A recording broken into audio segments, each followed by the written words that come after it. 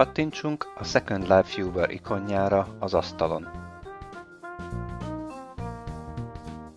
A program alsó részében adjuk meg a bejelentkezési nevünk és jelszavunk, majd kattintsunk a Login gombra.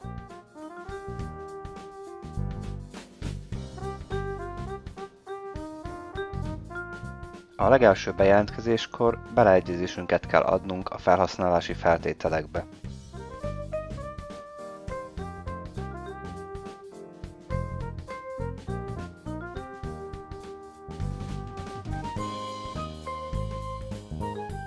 Az első bejelentkezés után egy szigeten találjuk magunkat, ahol a nyilakat követve megismerkedhetünk a környezettel és az avatárunk irányításával.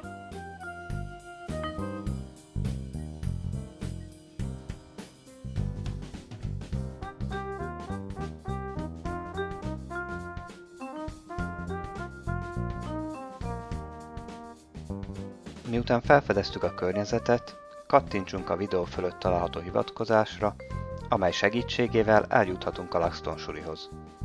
A programban megjelenő ablak alján kattintsunk a Teleport nyomógombra.